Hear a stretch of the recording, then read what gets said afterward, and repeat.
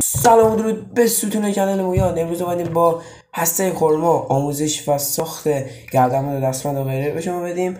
لایک، کامنت و سابسکرایب فراموش نشه. بریم سراغ ویدیو. لیتس گو.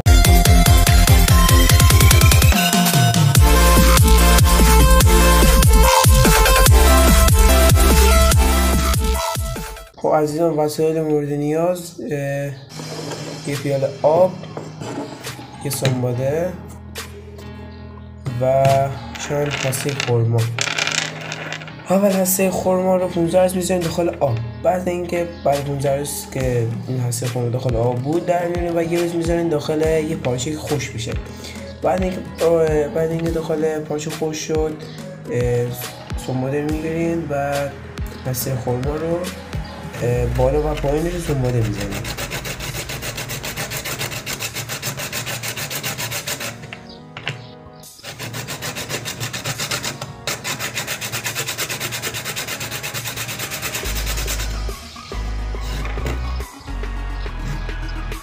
تقریبا باید اینجوری باشه دیگه. تقریبا باید اینجوری باشه.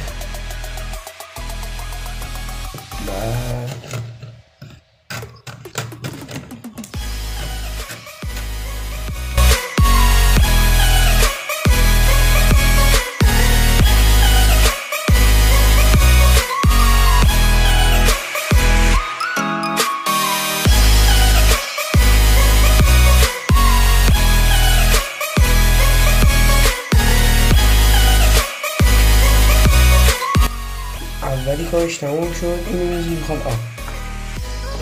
آب. میریم سراغ دومی. بچه ها اگه میتونی تا اونجایی که جا داره سنباده بزنید. بعد اینکه کار سنباده تموم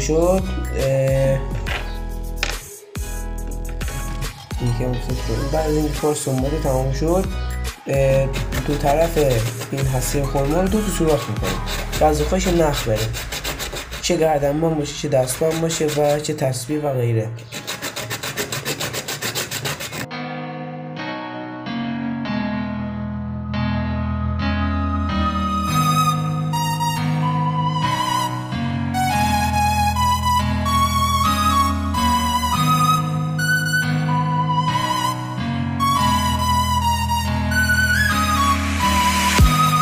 وسطش سنباده زدین، یادتون نرین کنارش حتما سنباده بزنین که با اون پشت سرش منطبق باشه.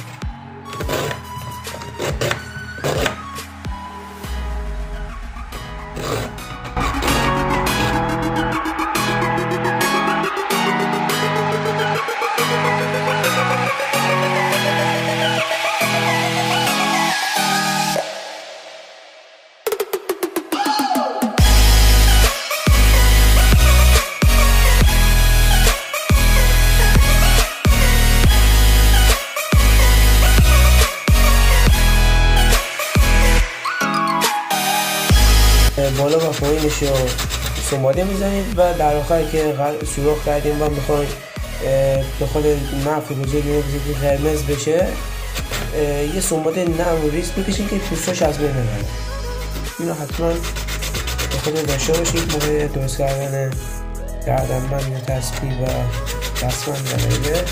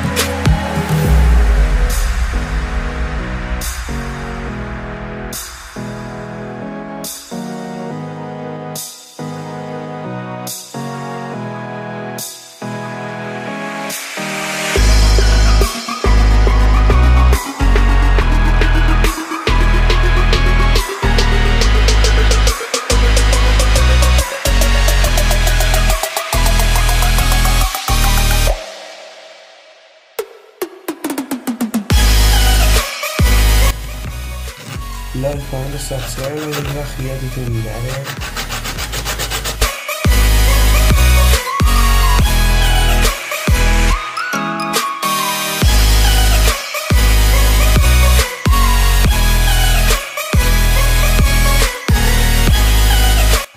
برای اینکه سر اون تسبیح یا گردنبندی که میخوام درست کنید شبیه مار بشه، یعنی فشار بدید که شبیه مار بشه، چند تا هسته آخر رو خیلی نازک بکنید. خیلی نازک سنباده بزنید، یعنی انقدر سنباده بزنید که نازک بشه سر شبیه مار در بیاد. من همین کار میکنم و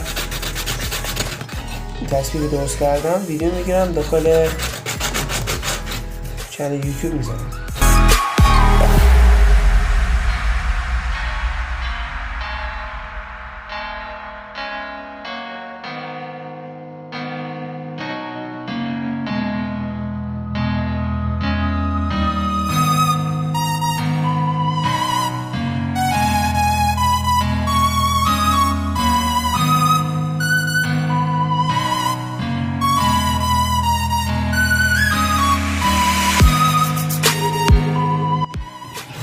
حتما که اینی که درست کردین حتما یه روز، یه ساعت، 2 ساعت، 5 ساعت، 10 ساعت یا داخل روغن بذارید که کلش روغن بگیره براق بشه، یا داخل گوزایی بذارید که یکم قرمز بشه.